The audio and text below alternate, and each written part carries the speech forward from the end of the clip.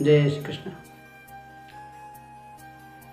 भगवत अनुरागी सज्जनों,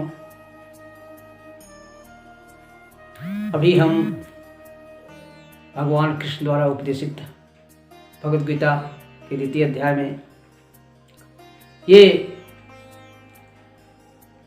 बता रहे हैं कि भगवान श्री कृष्ण बार बार ये अर्जुन को समझा रहे हैं कि अंतःकरण की प्रसन्नता कैसे प्राप्त किया, और जो व्यक्ति अंतःकरण की प्रसन्नता को प्राप्त हो गया उसका लक्षण क्या है।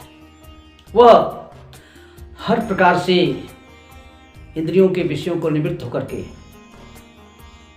और अंदर ही अंदर वो प्रसन्न रहने का प्रयास करता है और हर ओर से अपने इंद्रियों को खींच करके एक परमात्मा में लगा देता है।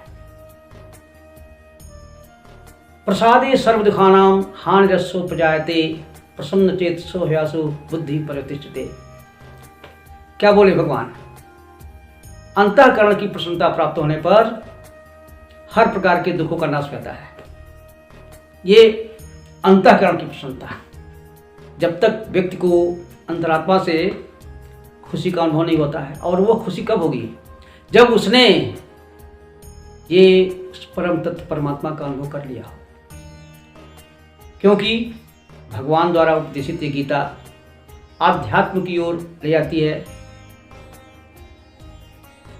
आध्यात्म और भौतिकवाद, ये दोनों दो रास्ते हैं। हम हर व्यक्ति को समझना चाहिए कि हम मानव हुए, हमारा जीवन का लक्ष्य क्या है। हर प्रकार से भगवान कहते हैं कि अपने मन और इंद्रियों को सांसारिक वस्तुओं के आकर्षण से खींच करके लाइए। अगर नहीं ला पाए तो उससे भगवान क्या कहते हैं, नास्ति बुद्धि अयुक्तस्य न च अयुक्तस्य भावना न च अभावयतः शांतस्य अशांतस्य कुतः सुखम। जिसने भी अपने मन और बुद्धि को केंद्रित नहीं किया है, अपने नियंत्रण में नहीं किया है, तो उसके अंदर तो भगवान संबंधी भावना नहीं आ सकती है। न च अयुक्तस्य भावना, एक भावना लाना पड़ेगा, कृष्ण भावना अमृत। वो अमृत की गंगा अगर हमारे अंदर बह जाए तो हमारा जीवन धन्य हो जाएगा। ये अनुभव करने की चीज़ है। और जिस व्यक्ति के अंदर परमात्मा संबंधी भावना नहीं है तो अवश्य ही उसके मन में शांति नहीं मिल सकती है। और भगवान कहते हैं अगर शांति नहीं है अशांतस्य कुतः सुखम, तो बिना शांति के उसको कैसे सुख मिल सकता है।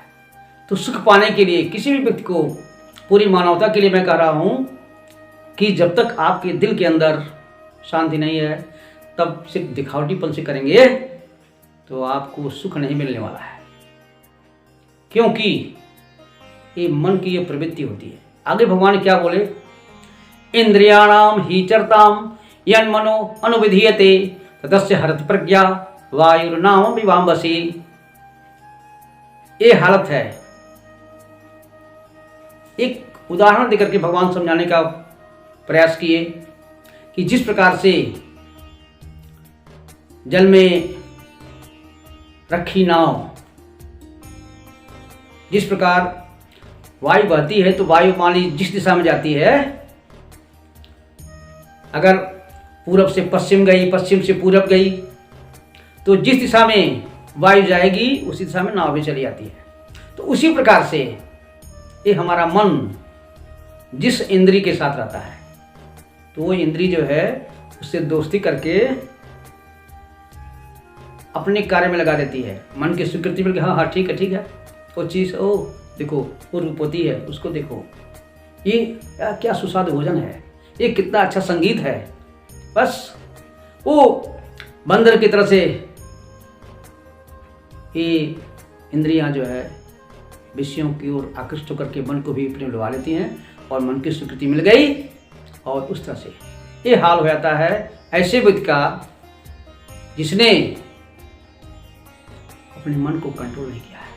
इसलिए कहते भगवान, तस्मादस्य महाबाहो निगृतानि सर्वशः असेहि यस्य इंद्रियाणि तस्य प्रज्ञा प्रतिष्ठिता। अब यहाँ पर भगवान क्या कहते हैं, उनको महाबाहु कहते हैं।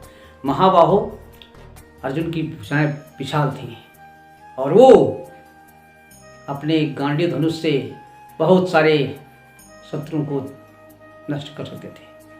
तो उन्होंने कहा कि सबसे महत्वपूर्ण बात क्या है, हे महाबाहु आप भी कर लो, अपने इंद्रियों को विषयों से निग्रह कर लो,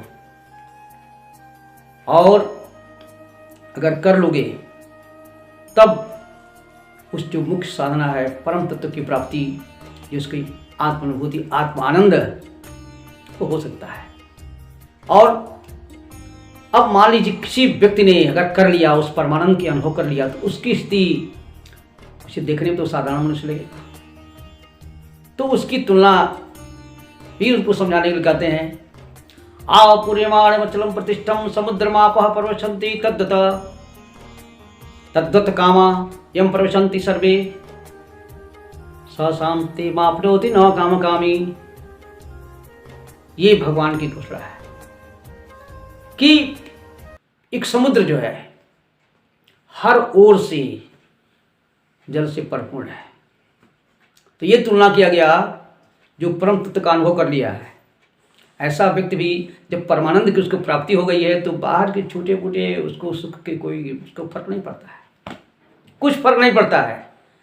समुद्र में अनेकों नदियां आकर के मिलती हैं, कितना सारा जल आता है, लेकिन समुद्र के सतह में 1 इंच का भी फर्क नहीं पड़ता है। और उसी प्रकार प्रतिदिन सूर्य की गर्मी के कारण से वाष्पीकरण होता है, कितने हजार लीटर पानी रोज का रोज नष्ट होता है, फिर भी ये समुद्र अपनी मर्यादा को नहीं खोता है। तो ये होती है यह व्यक्तित्व जो है जो उस परमानंद का अनुभव कर लिया। तो इस प्रकार भगवान क्या कहते हैं, जो भी व्यक्ति अपने मन की कामनाओं को त्याग करके और उस परम तत्व का अनुभव करता है, वही जो है परम संत को प्राप्त हो सकता है। और इस प्रकार अगर व्यक्ति हो गया तो ये समझ लीजिए कि ब्रह्म का अनुभव उसने कर लिया, और जब ब्रह्म का अनुभव हो गया, उस परमानंद की प्राप्ति हो गई, तो उसके लिए इस संसार में और कुछ पाना शेष नहीं रह जाता है। तो ये भगवान की वाणी के माध्यम से हम बताना चाहेंगे कि सर्वसाधारण के लिए उपयोगिता क्या है। अवश्य ही हमको ये अपने विवेक का पालन करते हुए क्या चीज़ सही है, क्या चीज़ गलत है, और आपको जो लगे कि नहीं सत्य है, सिर्फ अपने लोभ के कारण से नहीं करिए, क्योंकि बताया गया ना कि लोभः पापस्य कारणम। आप अवश्य ही एक विवेक के द्वारा कोई भी कार्य में प्रवृत्त होइए, और इससे आपका कल्याण होगा। और ये आप जो मनुष्य अपने इंद्रियों को ग्रहण कर लिया, निग्रह कर लिया और विवेक के अनुसार चलता है, वो इसी जीवन में वो परमानंद ब्रह्म की स्थिति को अनुभव करता है। और इस प्रकार आज हम अध्याय 2 का समापन करते हैं, और पुनः कर्मयोग के नाम से जो अध्याय 3 है उस पर हम चलेंगे। तो मेरी इच्छा है अवश्य जो है आप गीतामृत धारा से जुड़िए, और मेरा विचार है कि मेरा संदेश जन जन तक पहुँचे, भारत के लाखों करोड़ों लोग तक पहुँचे। आप जुटें, इसके लिए धन्यवाद। इस चैनल को लाइक करिए, सब्सक्राइब करिए। जय श्री कृष्ण।